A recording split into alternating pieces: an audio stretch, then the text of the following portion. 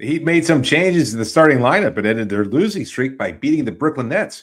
But is everything really fixed, or do the same problems remain? They got the win, but I guess we'll find out tomorrow in Boston.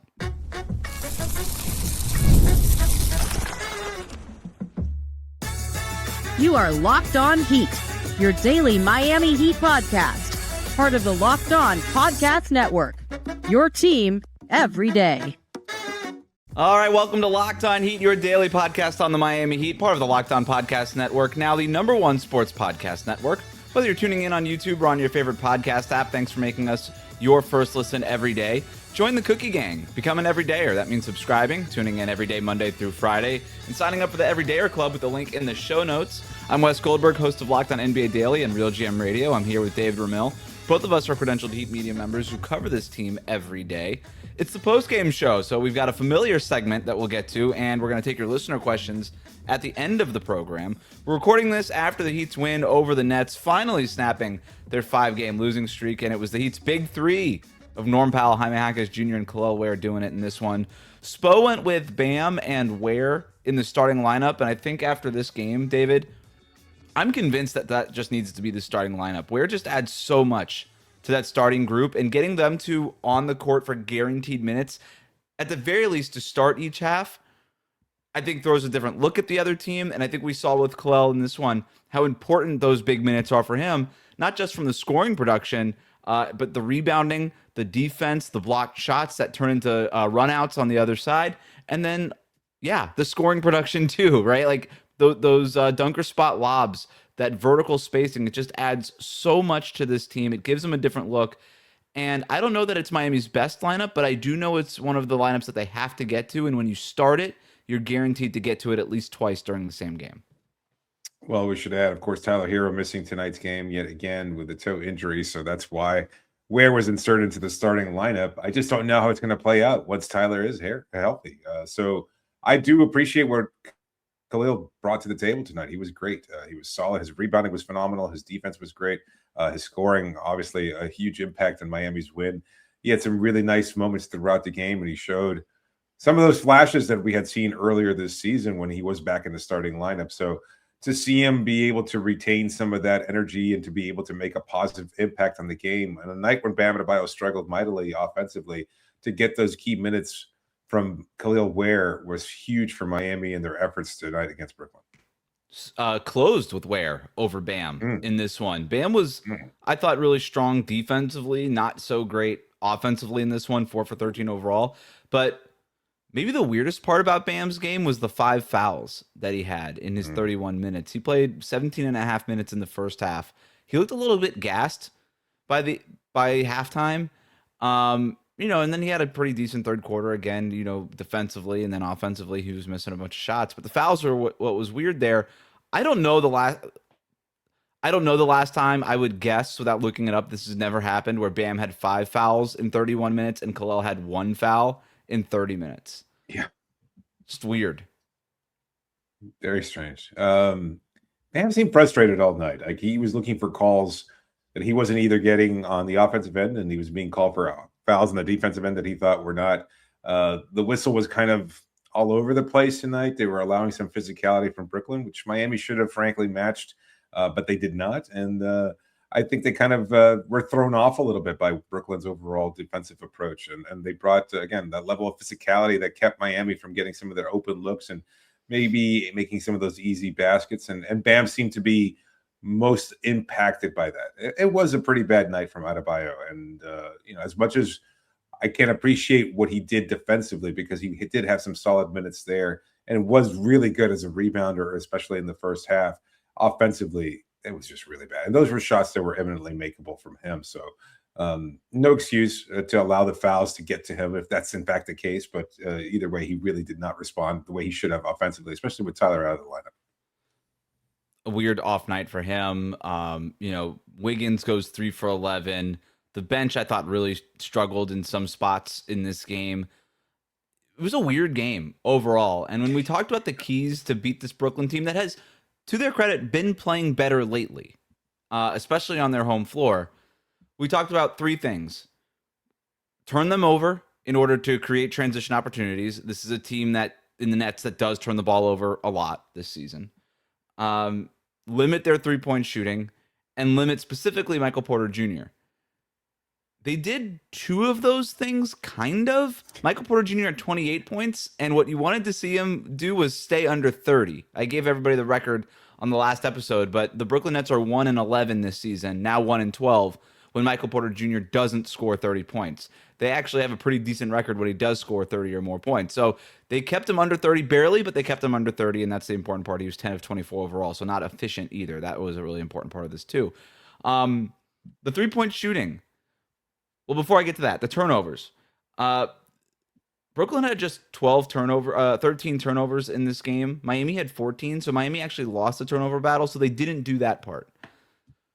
So they did do the Michael Porter Jr. thing. They didn't do the turnover thing. They kind of did the 3-point shooting thing. Brooklyn took 49 threes in this game. That's a scary number, especially when you're the Heat and you only took 28 threes. And the Heat made 9, and Brooklyn made only 2 more, despite taking 21 more 3-pointers in this game. Miami made 9, and Brooklyn made 11. The Nets have a tendency to just throw up a lot of 3-pointers, so it's not exactly like they were missing a bunch of open ones in this game, and I will give the Heat credit defensively for contesting a lot of those looks. But when you're getting 49 3-point attempts from one team and 28 from the other, you're dancing with the devil a little bit. Like, you're playing a dangerous game if you're the Miami Heat. I'm not really sure. Let me just ask it to you this way, David. Why did the Heat win this game?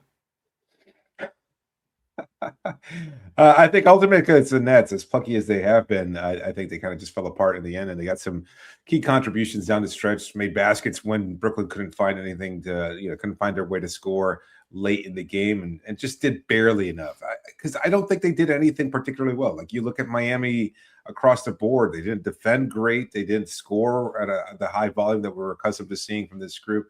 They certainly didn't shoot the ball well from the perimeter. They didn't force a lot of turnovers. So I don't know. I honestly just think they were just that much slightly better than Brooklyn tonight, and they should feel lucky that they have gotten away with the win, because that was a team that I look, Brooklyn again playing better than their record reflects, but Miami certainly struggling here, and both you and I talked about the need for this game to kind of be a statement, especially as you face a tougher part of your schedule moving forward, and anything that kind of instills any sort of confidence that this group has figured it out. That was a question I asked in our cold open. You look at this group, they got the win, but I think that a lot of the same problems that we saw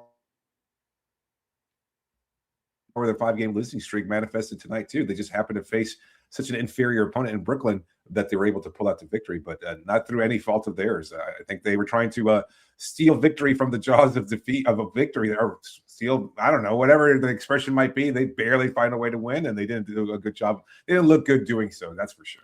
They shot well from 2-point range. So I want to give the Heat credit where it's due. They shot really well from 2-point range, especially on their mid-range shots. They shot 45% on their mid-range looks, which is really good for mid-range looks. They shot 60% at the rim, which isn't great, but they got a lot of looks in that spot. 32 shots at the rim. So when you look at the shot plot overall for Miami, it's pretty much how you'd want it to be. I'd rather some of those 29 mid-range attempts be traded out for some 3-point attempts. Yes. Again, just the 27 3-point attempts. But when you get 32 shots at the rim, that's a good number. That's right where you want to be. That's at the higher percentile in the NBA. Brooklyn just couldn't make shots. Like, they shot 38.8% overall, 38 of 98. They missed 60 shots in this game. Dion Waiters would be blushing at this Brooklyn Nets team. Or asked to join. Either way, I'm not sure. He's like, Cam Thomas is hurt. I heard you needed another guard. So a bunch more to get to. This is a Heat win here. We did also get our first look at Kasparas Jakucionis in meaningful NBA minutes, and he got his first NBA points, so that's something to celebrate too. We'll get to credit cookies after this. The season's heating up, and DoorDash has a way to keep fans in their bag the whole way through. Whether you're watching the highlights, the tunnel fits, or just your favorite player, DoorDash makes the entire season more fun, because every player has their bag. With DoorDash, fans have one too. DoorDash keeps your snacks stocked, your gear fresh, and your watch party vibes absolutely on point. There are nights when your team stresses you out, like tonight. Let DoorDash become your post-game therapy. Sometimes you just need dessert right now. Those late night interviews hit, and suddenly you need chips at midnight. Well, guess what? DoorDash is built exactly for that. If the group chat says pull up, well, DoorDash makes sure you show up prepared. Snacks, cups, even a phone charger for the friend who's always at 2%. Christmas is right around the corner. You're going to watch the slate of games, and maybe you want some food and you're too busy Christmas shopping. You know, there's a lot of people get busy around this time of year. That's when DoorDash comes in to make everything easier for you. From tip-off to overtime, stay in your bag and order on DoorDash. Get snacks, drinks, gear, whatever you get gets you through the season, delivered right to your door. DoorDash, in your bag all season. Today's episode is also brought to you by Rocket Money. Ever feel like your money just disappears each month? Well, it happens fast. A few subscriptions here, an impulse buy there, and suddenly the numbers in your bank account don't match the numbers in your head. And Rocket Money helps you get clarity, track every dollar, and stay in control of your finances. Because managing your money shouldn't feel like a second job. Rocket Money does the heavy lifting for you so you can save more and stress less. So Rocket Money finds the subscriptions you forgot you were paying for and helps you clean them up quickly. You can see all of your spending on one dashboard. That makes it so much easier to understand exactly where your money is going. And you can have the app to find good times to save each month to help you stay consistent with your financial goals. Look, the holiday is a financial hit for a lot of people. Money will help you get back on track. So take control of your finances and cancel your unwanted subscriptions with Rocket Money. Go to rocketmoney.com/lockedon today. That's rocketmoney.com/lockedon. rocketmoney.com/lockedon. We'll be right back.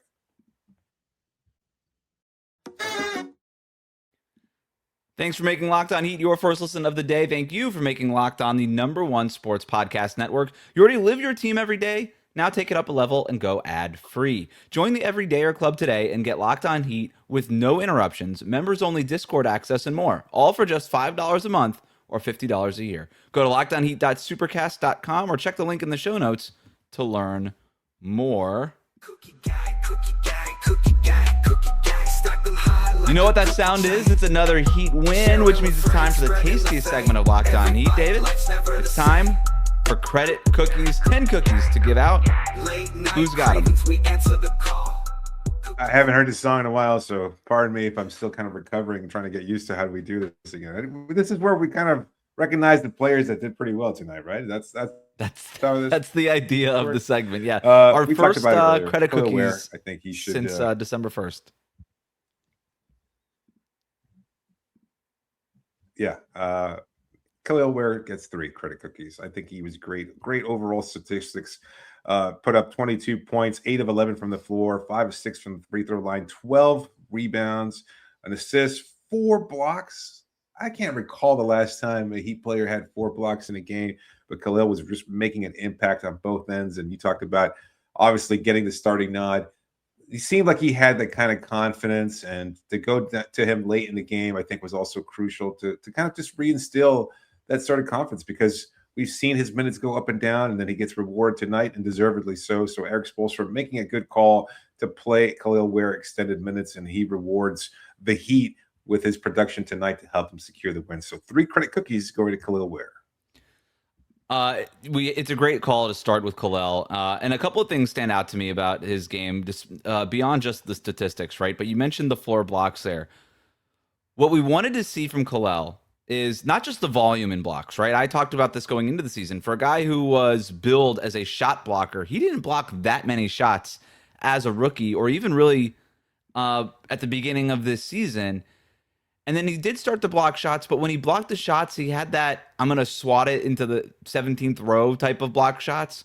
What we saw tonight from Kel'el was blocking the shots and keeping them in bounds. All 4 of those blocks led to an opportunity to score for the Heat. And he had one in the the third quarter, where he blocked a shot on Yegor Demin, who just had a really rough night for Brooklyn in terms of just Miami Heat players bullying him. But had the block and then finished with a lob from Andrew Wiggins on the other end. That is such an impactful play, because you're essentially taking away a real scoring opportunity. It still goes down as a shot attempt, obviously, for Brooklyn. But because you're swatting it before it goes to the basket, you're taking away a shot attempt, essentially, for the other team. And then you're creating an easy shot attempt, a lob, on the other end. that's as impactful as it gets on the basketball court, right? Don't let the other team score point. You score point. That's it. And when Kel'el is doing that, and when he's doing it with volume like he did tonight, you see the impact on the court. It's not a surprise that he finished the game over Bam. I mean, he was so good in this game. He didn't have the plus minus that Bam did, but this is one of those games where the plus minus was a little misleading, I think, because Eric Spoelstra had his finger on the pulse of this team and said, and rightly made the decision, we got to ride Ware. He's just playing better right now. So I thought that was great. And the other thing that stands out to me about Ware is the rebounding. And I think this is a really big reason for the co-leap that we're seeing right now is instead of just trying to outreach and be taller than other guys, he's establishing position early. He's really starting to dominate that dunker spot and make that his home base. And when he's doing that, he's obviously available for dunks, but he's also available for those offensive rebounds. And then defensively, he's establishing his position early too, and that's really important. Yeah, great call. I think he really has shown promise. His timing is better than it was last year too. He just seems to really anticipate where the rebound is coming in and uses that length and the quickness to be able to grab those boards. And a lot of those were just like he was fighting for him too, like in a way that I don't know we've necessarily seen. And he's continued to progress in that regard. And as far as the block shot is concerned, former play-by-play man, or a color commentator, I should say, Tony Fiorentino, I remember him talking about Alonzo Mourning, comparing him to Bill Russell. And that was a point he always made, is that he would tip the ball. He would always make sure to keep it in play because you don't want to ignite a scoring opportunity for an opponent or anything like that. So for Kel'el to be able to showcase those, I think it's a contrast to another shot blocker, a recent shot blocker in Heat history, Hassan Whiteside, who would sometimes try to make more of an impact by swatting those shots rather than keeping the play going for the Heat. So I think Kel'el showing that sort of maturity really kind of, I think, helps his progress. I think it's a good sign of things to come. But let's move on. For the record, one last thing on this. Those are the things that the coaching staff is exactly asking him to do, and he's doing it. And that speaks a lot to his coachability too. And I think that's worth pointing out. Who's next? Absolutely. We got 3 credit cookies for Norm Powell. I think one of his better games in recent stretch here. He finished with 24 points, 8 of 14 from the floor, 3 of 5 from three-point range, 5 of 6 from the line, 5 rebounds, 2 assists, 3 steals, 3 turnovers, unfortunately, and had some nice moments, though. I think the thing that I liked about it was there were moments there when Norm kind of did his thing, and it was Miami was back and forth. They were down some, they were up some, and they just kept going back and forth with a team that they probably should have blown out early, but I think when they needed a key bucket, Norm was there, whether it was behind the arc or getting to the rim, driving past his opponent. Those were impactful buckets. And so he played his role to perfection, and that's why he gets 3 credit cookies on the night. 10 points in the first quarter, just exactly what the Heat were getting from Norm Powell early in the season when they were playing so well. And those first quarter eruptions kind of disappeared lately. So to see him set the tone early in this game was huge. I understand what people want to say, like, oh, you know what, it was a little tight early. And it's like, look, you're in the 5-game losing streak. I don't care who you're playing. Beggars can't be choosers here. You won the game, right? Yeah. Like we have some questions about that later on, but at the end of the day, like, Jesus, guys, like, you got the win. All right, let's calm down about it a little bit. But look, 24 points you said for Norm. It's the most points he scored since the first game of this losing streak that he played in. The first game of the losing streak was technically in Dallas. He was not available for that one. Then they lose in Orlando. He had 28 points in a 1-possession game. Could have had 30 points or 31 points to potentially win that game, but didn't. But then it was 18 points, 21 points, 20 points, and then 24 tonight. Doesn't seem like a big deal, but again, between that and the first quarter to set the tone, that was a big deal in this game. I think Miami was playing with a lot more confidence after Norm Powell got going there. Funny moment in this game where Norm Powell exited, went to the locker room at one point at the end of the first quarter, came back, sat on the bench, and then the broadcast mistakenly said that he was going to be out for the rest of the game. But what had actually happened was that the Brooklyn Nets had ruled out Drake Powell, who plays for them, after just 4 minutes with an ankle injury. And of course, we know that, you know, Norm Powell's been dealing with some lower extremity issues as well. So funny moment. And then the broadcast had to go back and correct itself. Like, wait, no, Norm Powell is going to play. And then he checked back in and kept playing. Powell. Yeah. We've also got 3 credit cookies going to Jaime Jaquez, who finished 9 of 13 from the floor for 19 points, a +4 on the night. Also chipped in 5 rebounds, had 3 turnovers, Some of them were a little costly there, just keeping some of the momentum from building up. But otherwise, I think we saw the aggression from Jaime. I don't know if he's been dealing with injury or anything like that, but he looked like he was sapped of some of his efficiency or the ability to drive and make impact plays. But he had the shot going, was also 1 of 2 from 3-point range. Just a solid overall scoring night from him. And kind of similar to Norm, when the Heat needed a bucket, Jaime was the guy. And I thought you brought up a great point. You were texting me during the game, and it just seemed like either Norm or Jaime had to really go off in order for Miami's offense to have any kind of sort of consistency whatsoever. I don't know if the offense was consistent, but they were certainly getting buoyed by Powell and Jaime's performances. And I think they both had a really good night, which is why they both get 3 credit cookies. So solid overall night from him. I don't know. I think some of the buzz is kind of worn off regarding his 6th man of the year chances. The team has struggled. Jaime has struggled. Those things I think are kind of linked. But overall tonight, I think he had a pretty solid game, even though defensively he did not necessarily play as well as you'd like him to.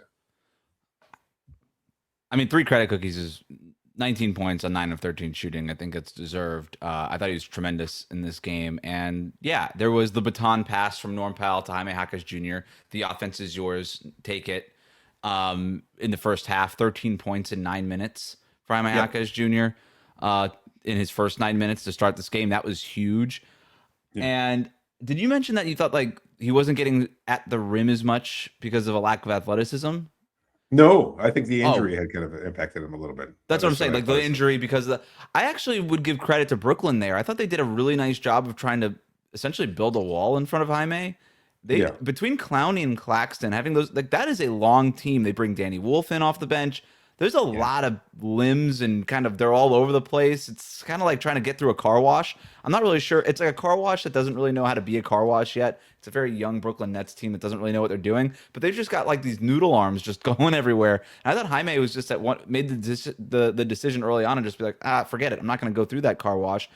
Instead, he just got to his other spots. He got to his turnaround push shot quite a bit. He got into that pull-up jumper on the free throw line quite a bit. That stuff's all in his wheelhouse. I give him credit for finding his spots in this game. Is he Miami's best player at using glass? Because it certainly seems that, right? Like to me, I don't know. It's not even a question, right?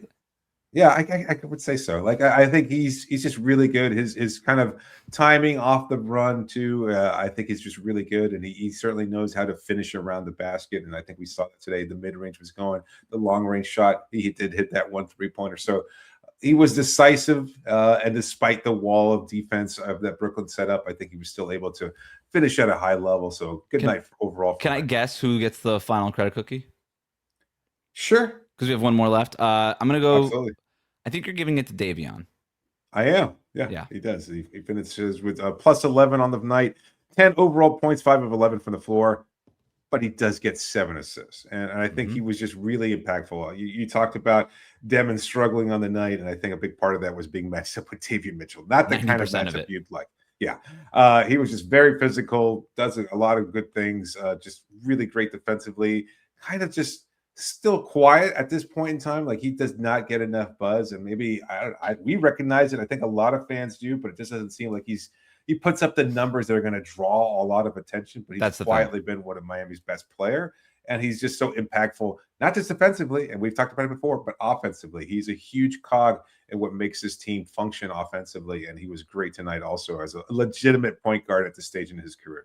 There was a moment in the third quarter where the baton wasn't being passed between Powell or Jaquez, and Miami's offense just completely slowed down. And I'm sitting there thinking, like, literally watching the game, somebody needs to do something. Somebody needs to get into the paint and create something on offense. And Davion, in that moment, got 2 feet in the paint and got to the basket. And those are the kinds of timely things that he does where it's very old school point guard-esque. It's like, look, I'm going to let Norm and I'm going to let Jaime, like, these are our scorers. I'm going to let them cook. But when they're not cooking, I'll get in the kitchen and I'll whip something up really quick when people are hungry. And so I thought it was really good. Davion's timing on that stuff, the ability to recognize that very old school point guard mentality. I do think Yegor Demin is going to issue a restraining order against him after that game. That was mean what Davion did to him on the ball. So congrats to all of our credit cookie recipients. Coming up next, we got our first look at Kasparas, Jakucionis and his real NBA minutes. We'll talk about what we thought and get to some listener questions next. Stay tuned. Today's episode is brought to you by Gusto. Let's be real, no one starts a business for the joy of calculating tax withholdings or managing payroll spreadsheets. But that's where Gusto comes in, to take the stress out of payroll, benefits, and HR so you can focus on running your businesses and supporting your team. Gusto is the all-in-one remote-friendly payroll and HR platform that makes managing your team simple, transparent, and fast. Whether you're hiring, onboarding employees, Gusto helps you do it all from one place without the hassle or hidden fees. You got unlimited payroll runs for one monthly price, which means no surprise charges at the end of the month. And Gusto's automated tools, like their offer letters, their onboarding materials, or direct deposits, save you hours every week. And knowing you can reach certified HR experts anytime, well, that gives you real peace of mind. So try Gusto today at Gusto, that's GUSTO.com/LockedOnNBA, and you get 3 months free when you run your first payroll. That's right, 3 months of free payroll at Gusto.com/LockedOnNBA. One more time, that's Gusto.com/LockedOnNBA. We'll be right back. Let's go to the text line. You can get text from us and submit questions for the post-game show with the link in the show notes, or text 786-998-7029. Jonah writes in, Happy Hanukkah from Barclays. This team knows how to be up the cortisol levels, but important win nonetheless. Loved what I saw from Kaz, but I wish he could have gotten the opportunity for some more on-ball reps. Jonah did message us on the text line here and said that he was at the game there and volunteered himself as our boots on the ground correspondent there. So his takeaway was that he wanted to see more Kasparas Jakucionis in this one. David, we did get our first look at him in meaningful NBA minutes. In other words, non-garbage time minutes, which is what he got before. We also saw him score his first basket on a corner three-pointer. But that was obviously on the receiving end and not necessarily on the ball so much. But what did you think of Kaz's minutes? I thought they were pretty solid. Like I liked what he was doing offensively. I don't like the lineups that he was playing in, because I think he was playing alongside Drew Smith and Jaime Jaquez at the same time. So you basically, in effect, have 3 point guards out there kind of trying to do things similarly. And it just didn't work. Like there were times there when Kaz was trying to drive in and Drew Smith was in the way, or Jaime was trying to get in and Kaz was in the way. So it didn't seem like everybody knew what their roles were when they're all sharing the court at the same time. But I thought he had some nice intensity defensively. He looked pretty solid. I think teams are going to look at him and try to attack him, one, because he's a rookie, and also because he's European. So I think that makes a difference. But you know what? He held his own, and he did show a little toughness. And I think he was pretty solid overall those 8 minutes. And you could tell that he's a little bit more comfortable now, having gotten some experience in Sioux Falls and everything else. And so you hope he can keep building that. I just don't know where the avenue is for him to continue carving out playing time, because you just feel like Eric Spoelstra is going to continue to go to Drew Smith in those backup point guard minutes. And I don't know what the role is for Kaz moving forward. Maybe it's just punting him this year and then hoping that he continues to develop over the next season or two and takes the offseason to continue to get healthier, to develop some kind of consistency and continue to develop almost everything. Yeah, just 7 minutes tonight. He was a -4 in those minutes. Spot on, though. Everything you said, I 100% agree with. I thought the lineups were problematic, but individually, I thought he showed good things. I thought defensively, he was good. There was one blow by, but outside of that, and he got blown by just because he was playing up a little bit too much. But other than that, he was pinching at the right times. You know, Eric Spoelstra loves pinching at the nail. He was doing it. Offensively, he was like a connector type, made a lot of really interesting, good passes. Just kind of moved the ball, was part of the system, did the things he had to do. Pelle Larsson was hurt. That's why he played in this game, right? Between Pelle Larsson and Tyler Herro and Nikola Jovic all being hurt, Kaz got some run in the first half, didn't get any run in the second half. But yeah, I thought it was fine. I think the Heat would push back on you saying that they're punting on this year for him. I think they would qualify it as it's a development year for him, maybe a redshirt year for him. He'll see minutes here and there. Personally, I love seeing Kaz. I love seeing him play. I'm not in a rush to get him on the court. I think we need to just trust this development staff. Everybody was rushing for Kel'el Ware and rushing for Bam. Like, the track record of this team kind of speaks for itself in terms of development. And I do agree with you also. He looks a lot more comfortable now than he did even in Vegas. So that seasoning in the G League, all that stuff that he's doing behind the scenes is obviously working. So steps in the right direction. Can I make the difference? So to me, like, he doesn't seem like he's off physically the way that Kel'el might have been last year. Like, I don't think Kel'el was ready. Like, we saw him as a legit 7-footer obviously shows signs of fatigue earlier in the season, and that's something that he had to continue to develop as he was putting on weight and getting used to the NBA speed. I think Kaz is there. Like, I really do think that he's capable of playing at this level in terms of physicality. He just might not have the overall consistency in all of his offensive skill set in order to be able to continue to garner playing time. They're going to run him through the Miami Heat 3-point shooting juicer, whatever they do to players to make them better 3-point shooters when they come through here. Yeah. They're going to do that. And point guard is a tough position to play. So I think there's still a lot that they could do. And yeah, you could argue that you need to play to learn stuff. And there's definitely a lot of truth to that. But again, is he better than these guys right now? I don't think he's better than Drew Smith. I don't think he's better than Davion Mitchell or any of these other guards on the roster necessarily. But yeah, I mean, maybe we'll continue to see him a little bit more as the season goes on. These first half minutes, I think, are good. That's good for him, even if you're not playing them in crunch time. Malachi writes in, if the Heat show up to Boston like they did tonight in Brooklyn, I'm afraid we're going to get beat. How can we change that and beat the Celtics tomorrow night? We have that question and this one from Billy, who writes in, it's good to see Jaime bounce back, but the two numbers that stand out to me is Bam, 4 of 13, and Wiggins, 3 of 11. The starters can't take 25% of the team's shots and barely shoot 29% combined. Am I over-focusing on the numbers, or is there another reason the Heat were in such a close game with the bottom 6 team in the league? So we mentioned some of that stuff in terms of the pushing and the pulling with Brooklyn for most of this game. But in terms of fixing this and trying to get right in Boston, I would agree with both of Malachi and Billy here. You can't play like you did tonight and beat the Celtics tomorrow night. They've got to be better. I hate to just make it a make or miss thing, but the Heat have been shooting so poorly during this stretch, and they shot poorly again tonight, 32%, which is right about what they've averaged during that 5-game losing streak. They were lucky because Brooklyn shot 22%. I don't expect Boston to shoot like that tomorrow night. This 3-point shooting has to come around. Yeah. You hope that maybe they were a little cold tonight. They can kind of find it tomorrow. I think I would hope that Bam bounces back, considering that he was. He will.